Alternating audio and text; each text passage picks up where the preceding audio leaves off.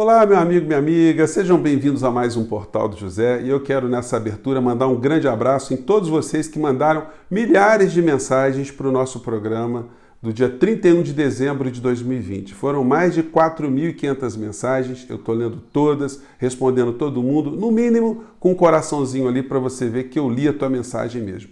Vocês fizeram avaliações sobre o ano, sobre o governo, sobre o presidente da República, fizeram um desabafo. E eu fico muito orgulhoso, muito feliz do nosso portal ser um caminho, uma janela para que as pessoas possam se expressar também, as pessoas possam interagir, né? E vamos continuar em frente porque temos muitos assuntos ainda a tratar aqui no nosso dia a dia. Você que está chegando agora, você é muito bem-vindo, se inscreva também, convide seus amigos para conhecerem o nosso portal, assista as nossas lives anteriores, algumas entrevistas que nós fizemos, porque tem muita coisa aqui que ajuda com que nós entendamos melhor o que está acontecendo no mundo e no nosso país.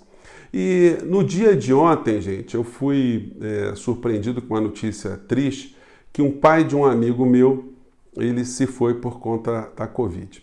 Esse amigo, ele tem posições políticas bem diferentes da minha, pessoa que votou em Bolsonaro, que defende uma série de posições do Bolsonaro e quis o destino que ele tivesse dentro da própria família uma perda como essa. Eu prestei minhas condolências, né, mas fica implícito ali que existe uma questão de fundo que é muito dramática, muito chata, né? Ao mesmo tempo que eu recebi essa notícia, o presidente da República ele estava ontem chafurdando, né, no esgoto da ignorância, no esgoto da insanidade.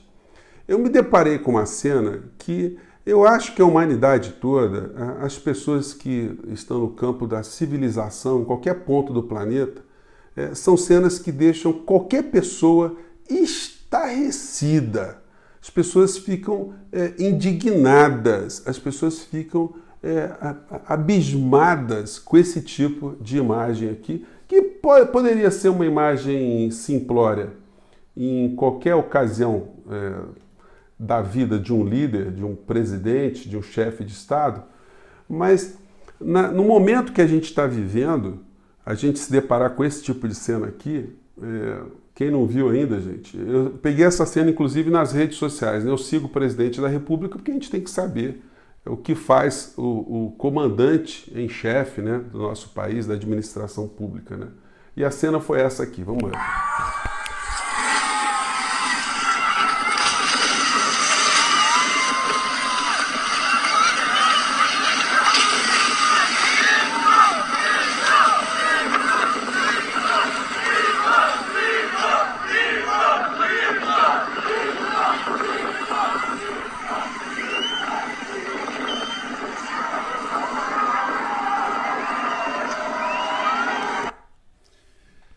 Gente, são imagens infernais, né? Literalmente infernais. E a gente às vezes fica se perguntando aonde é que nós vamos parar? O que vai acontecer com o nosso país? E aí tem várias questões que eu queria trazer à reflexão hoje, né? Em primeiro lugar, gente, muitas pessoas estão desejando o tempo todo o pior para o presidente da República, que ele desapareça, que ele morra, que a Covid o atinja, que mate a sua família dele inteira, os seus apoiadores. Tem gente que radicaliza nesse aspecto. Mas eu queria chamar a atenção de vocês para um seguinte aspecto. O desaparecimento dessa criatura, e ele vai desaparecer. O Bolsonaro vai ser descartado, já disse isso para vocês, já conversei sobre isso aqui. Existe um prazo de validade. Na melhor das hipóteses, ele conclui o mandato dele. Na pior das hipóteses, ele conseguiria, para a desgraça da humanidade, uma reeleição.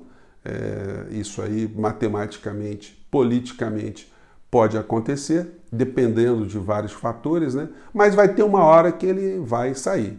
Nenhum mal dura para sempre. Nós queremos abreviar esse mal o mais rápido possível. Tão logo haja condições políticas no Brasil, eu tenho certeza que muitos movimentos de rua ocorrerão, as pessoas irão para as ruas para soltar esse não que a gente tem dentro do nosso peito, né? Contra a insanidade, contra esse esgoto moral que se transformou o governo e as pessoas que estão no seu entorno. Então, essa cena aqui, que é uma cena que deixa qualquer cidadão civilizado estarrecido no meio de uma pandemia, foi uma cena de confraternização. A saída ou desaparecimento do presidente faz com que desapareçam pessoas com esse nível de insanidade, pessoas que estão ali numa comunhão do esgoto, uma comunhão das trevas. A gente vai deixar de encontrar pessoas assim na sociedade? Se existem 25% da sociedade, ou 30%, não acredito nem que chegam a 30% de pessoas que pensem como Bolsonaro, a gente tem um problema muito sério no nosso país. Essas criaturas, elas ficaram com a ignorância empoderada, a burrice passou a ser ostentada, a burrice e ostentação. As pessoas perderam a timidez, elas ficaram cada vez mais individualistas. E aí tem um problema, né, gente, que antecede, que vem lá de baixo, que é a educação. O desaparecimento de Bolsonaro não vai fazer desaparecer aquilo que a gente poderia chamar de bolsonarismo. Ele aprofundou, ele empoderou a ignorância de uma maneira tal que a gente vai precisar de talvez décadas para acabar com essa chaga aqui no nosso país, né? Aí eu tenho que fazer um parênteses aqui, trazendo para a gente entender o que está acontecendo. O pensador Rousseau, né, que era suíço, ele foi um dos pensadores suíço-francês. Na época a Suíça ali estava dentro do território francês, enfim. E o Rousseau escreveu um livro chamado Emílio ou a Educação, onde ele mostra que o ser humano é forjado através desse processo de educação que já vem lá de baixo. Ele dizia que as crianças têm que cada vez mais desenvolver os sentidos, desenvolver a percepção dos gostos, do tato, dos sentidos humanos de uma maneira geral, do olfato, do paladar, da audição, enfim, entender melhor, sentir melhor a realidade e o ambiente. Só depois que ela desenvolve cada vez mais seus instintos do bem, da solidariedade, da percepção artística, da percepção da natureza, da comunhão com as outras crianças, é que ela passaria, após ter esse tipo de desenvolvimento interior, a receber informações. E a partir daí ela iria se moldando cada vez mais, introjetando informações, mas cada vez mais integrada com aquela ideia lá de trás, a ideia de pertencimento a uma sociedade, de comunidade, de repartir tarefas, de fazer o bem, de acreditar no bem. Quando a gente não tem acesso à educação, ou quando as sociedades não têm acesso à educação, o que nós vimos é esse tipo de situação. É o individualismo exacerbado. Como é que pode, em plena pandemia, milhões de pessoas no mundo estarem preocupadas com a saúde do outro, com a saúde própria, mas com a saúde do outro? A gente encontrar espaço onde você tem milhares de pessoas que não estão se importando com isso porque desenvolveram um individualismo. Elas não têm, já perderam uma base educacional, não têm um sentimento de pertencimento, de preocupação com o próximo. Elas vão violando todas as normas científicas e normas que são impostas pelas prefeituras ou por alguns organismos oficiais, se juntam ali como se fossem um bando de piranhas assassinas, né? Em última análise, é isso que elas acabam sendo também, e acabam atraindo ali o presidente da República, que, diga-se de passagem, estimula cada vez mais esse tipo de acontecimento. Ele está usando dinheiro público para a morte, né?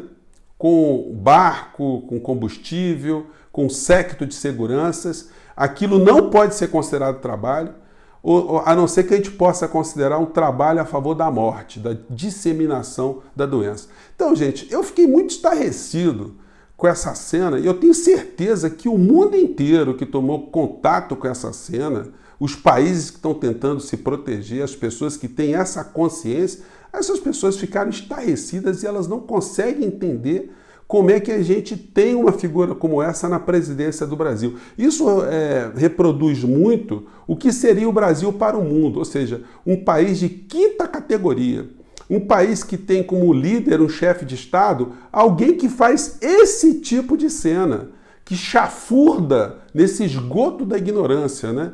Então, gente, de fato, ele representa uma parcela da sociedade que não vai desaparecer.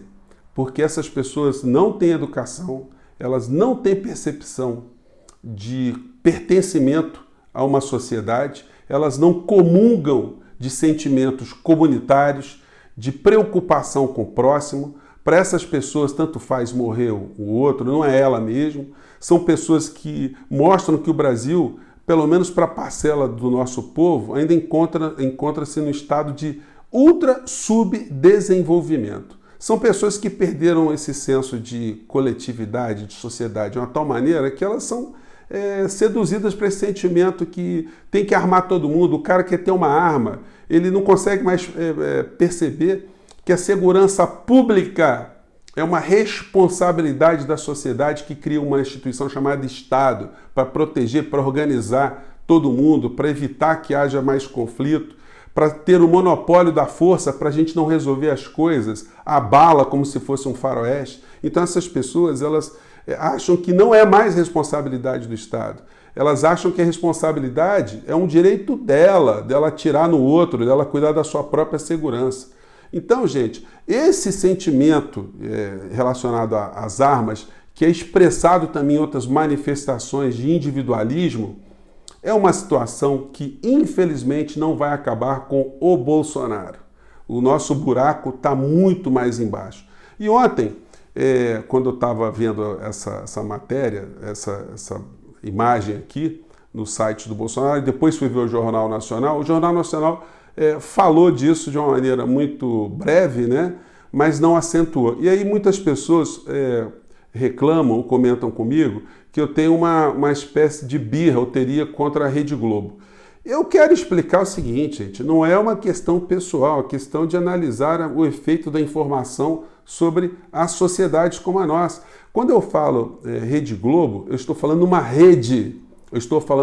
rede, de televisão que alcança todos os municípios do nosso país, uma rede que é conectada com uma rede de rádios FM em todos os municípios do Brasil, conectada com uma rede de rádio AM, que tem jornais espalhados no Brasil inteiro, tem revistas, é uma televisão, uma rede que se apropriou do carnaval do nosso país, que se apropriou do esporte do nosso país, das principais competições no mundo que chegam até o nosso país. Então, o Brasil é visto pelos olhares dessa emissora e o Brasil é tutelado ideologicamente, ou ele é moldado ideologicamente por essa máquina de informação. Até cinema eles têm, enfim, a gente poderia aqui, internet, olhar, ver o tipo de tentáculo, ou tentáculos, né, que essa rede tem no nosso país, como ela molda a opinião pública. Então, na medida que ela trata de alguns assuntos de uma forma sem a gravidade que o assunto deveria ser tratado, isso mostra muito qual é o interesse que ela está defendendo em última análise. Ela sabe, assim como eu e você, que Bolsonaro vai sair, mas os interesses corporativos, empresariais, econômicos do grupo, que sempre fizeram que eles ganhassem muito dinheiro, irão permanecer. O Bolsonaro vai ser chutado. Agora, o nosso problema não é só o Bolsonaro sair, como eu tenho salientado com vocês, a gente pensar mais à frente. O que a gente faz para a gente transformar o nosso país numa nação civilizada, numa nação onde um chefe de Estado que chafurde no esgoto da ignorância, nesse esgoto fétido, né? Porque ele chega a atingir a nossa mente, atingir o nosso corpo, atingir a nossa sanidade. Como é que a gente vai fazer para se livrar disso tudo? Como é que a gente faz para, assim que essa figura passar, a gente construir um país que a gente não tenha tanta gente na rua, tanta gente sem condições mínimas de exercer qualquer tipo de direito, né? Então, gente, fica o nosso papo / protesto de hoje, e com sublinhando esse ponto, né? Que a gente tem que retirar essa criatura sim, mas o nosso buraco está muito mais embaixo. Eu fico aqui, gente, amanhã tem um programa super interessante, tá bom? Um grande abraço, até lá, tchau!